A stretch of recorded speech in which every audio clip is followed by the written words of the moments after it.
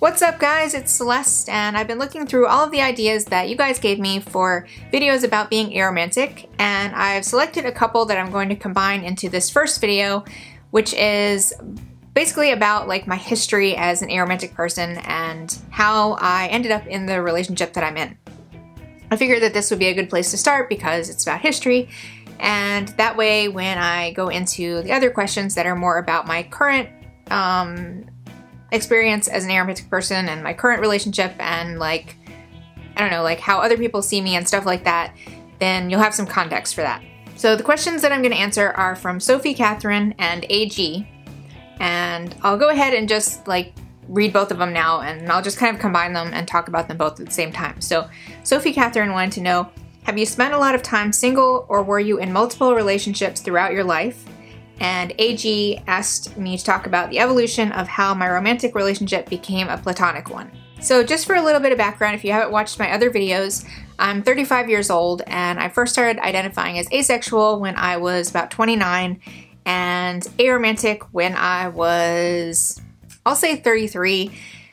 With that, it was kind of a little bit more gradual than it was for asexuality because I, for a while, identified as gray romantic because I just wasn't sure.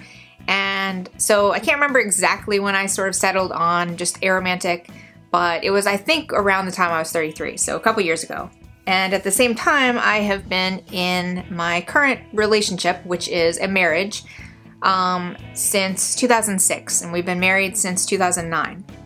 So I'll link the video about my relationship, like just kind of basically about my relationship and being married as an aromantic person. But anyway, I obviously did not know I was aromantic or asexual when I got married and didn't know when I got into the relationship. So that's sort of like the background frame of reference for the rest of this video. I didn't really date or have relationships when I was younger, like when I was a teenager. Partly because I just wasn't the kind of person that people were interested in that way. For whatever reason, I was like, I don't know, I was like small and nerdy and stuff, and that just wasn't what people were looking for in my school, I guess. But then later in high school, I did sort of attract the attention of a few people, but every time it would start going toward that direction, I would basically like freak out and like shut everything down and like run away. And basically at the time I thought it was just that I was like afraid of intimacy or like afraid of like, I don't know, like growing up or something like that.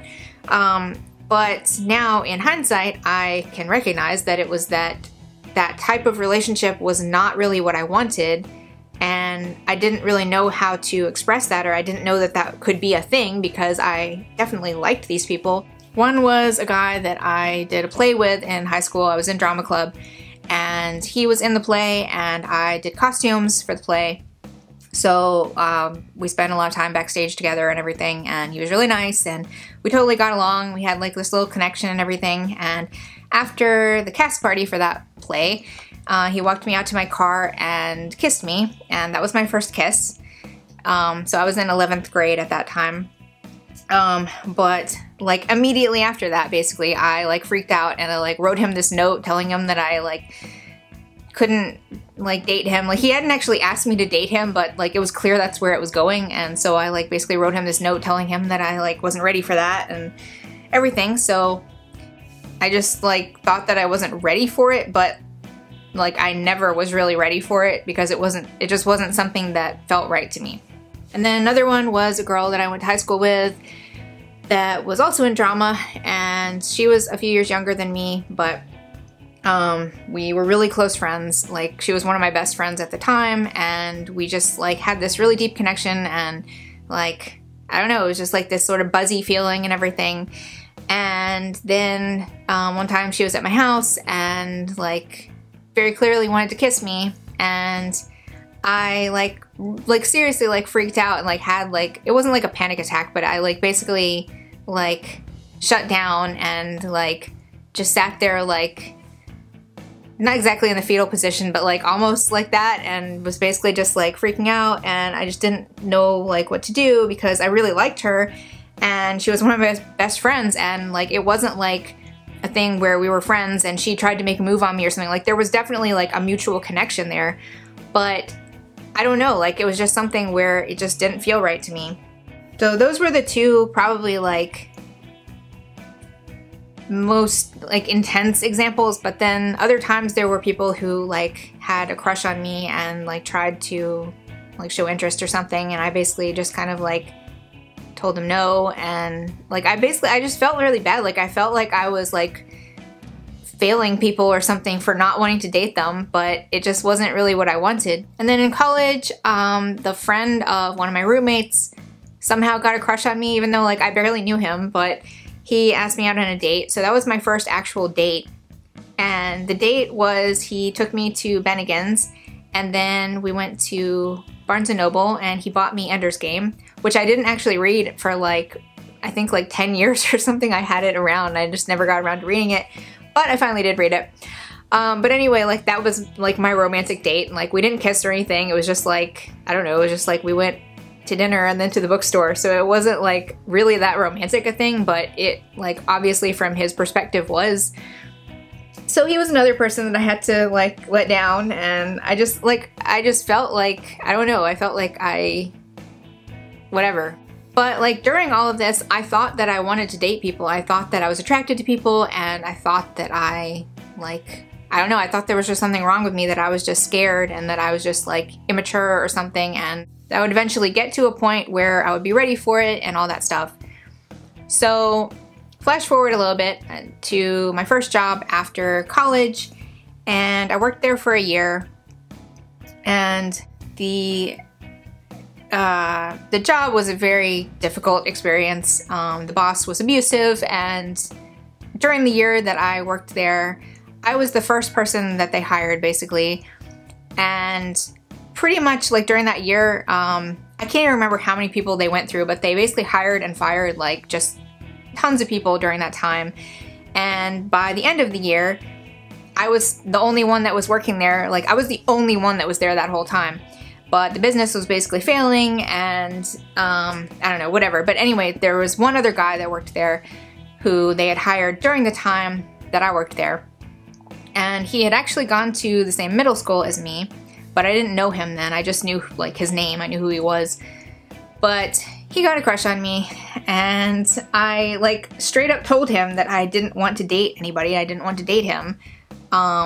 That like I would do stuff with him as friends, but I didn't want to date him.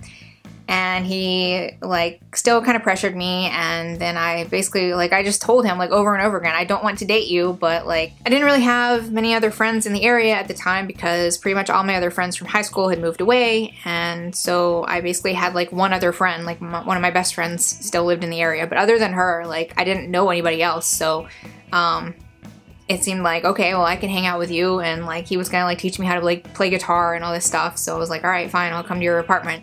So I went to his apartment, and he was supposed to be teaching me to play guitar, which I think he maybe sort of did, I can't remember, but like pretty much once I got there, it was very clear that he was not going to just like accept me saying that I just wanted to be friends. And so he started pressuring me, and like it's not like he forced me to do anything, but it was just like a very pressury situation, and I ended up sort of giving in and dating him for 3 months. And I don't know, it was weird. Like I liked him, and I liked hanging out with him to some degree, but at the same time we were very incompatible, and he did some things that were really weird, which shouldn't be too surprising by the fact that he was like a coercive person and like didn't really respect what I wanted. But anyway, it was not a healthy relationship, so I ended it after 3 months. And so he was the only like long-term 3 months relationship that I had until I met Jason, who is my current partner. So I talked about this a little bit in my other video about my marriage, but when I met Jason, it was basically the same situation, except that he was not disrespectful about it. We actually met on OkCupid, which is kind of funny, but I used the site because I really like taking quizzes, and they had 1 million quizzes, and so I had an account on there. But on my profile, like I literally had like at the top of my profile, like not looking for dates, just here for the quizzes. Like I had that all over my profile. So of course, like plenty of guys like would message me all the time anyway and like try to like, I don't know, whatever, totally disrespect that because that's what OkCupid is all about. But he didn't do that at all, but he just messaged me because my profile also said that I was a fan of Joss Whedon, and he was just like saying hi and saying that he was going to be running this programming track at MegaCon, which was all about Joss Whedon stuff, which I already knew about because I was already going to be going there with my friend, both because we were huge Joss Whedon fans and also because she was she worked for PBS and she was doing a like sort of documentary on MegaCon, so I was going to be helping her as her PA and like carrying the lights and camera around and stuff like that. So I was already going to be going, so I said, oh yeah, I'm going to be going to that, and he basically just said like to say hi if I saw him there. So that's what I did, and we ended up really liking each other, and so he like gave me his contact information. We started talking on AIM because I lived about like an hour and a half or so away from Orlando, which is where MegaCon was. So sort of long story short, I went and visited him a few weeks later at his apartment, and then I like pretty much started going every weekend to visit him, and then was spending like most of the week with him for a while, and then I eventually moved to Orlando and had an apartment near his apartment, and then eventually we moved in together, and then we got married. So during all that, of course, I thought that it was a romantic relationship. We both did, because that's what it seemed like. Also at the beginning, it was a sexual relationship, although I have various issues, which I'm not going to get into in this video, which there never was really intercourse or anything like that, but there was other stuff that now seems really weird to think about, but that's what it was at the beginning because that's what I thought that I was supposed to do and whatever. But anyway, again, to be super clear, like he never pressured me to do anything. The other guy that I was with did pressure me to do stuff, and that was not a good situation, but Jason never pressured me to do anything. So it was like my own internal pressures of feeling like I needed to do this stuff, or like that I should be able to do this stuff, and like if I just pushed myself hard enough, then I would be able to, and stuff like that. And I mean, there also was an element of I thought that's what I wanted, and I thought that like I just needed to get over these fears that I had that were holding me back from what I wanted. So it was kind of a complicated feelings mix that I was going through. So it was mostly like an internal thing, like I said. So we were together for, I guess, about 3.5 years before we got married. And we got married, and by that time, our relationship was not really sexual at all. I can't remember exactly when that ended, but it was sometime before that. But there was sort of this expectation or this like goal sort of that I would be able to get through my issues and be able to get back to that. But that just didn't really happen. And then about 1.5 years after we got married, that was when I found out about asexuality, and I actually found out about it while I was trying to figure out how to fix myself. And then I was like, oh, wait, this is a thing? Like, I didn't know that that could be a thing. So it still took me several months after that to talk to him about it. And so at first it was just like a thing that I was sort of working through on my own and everything. But then I told him, and so he accepted me and like accepted that and everything. I mean, like I said, like we already weren't really doing that, so it wasn't like a sudden like you have this and now you don't have this kind of thing. But it was still very much an adjustment for him. But the understanding then was that it was still a romantic relationship. We just weren't sexually active.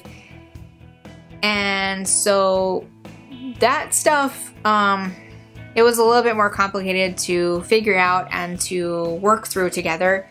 And not all of that is stuff I'm entirely comfortable talking about, but just kind of vaguely. There was another person involved on my side, which is really weird.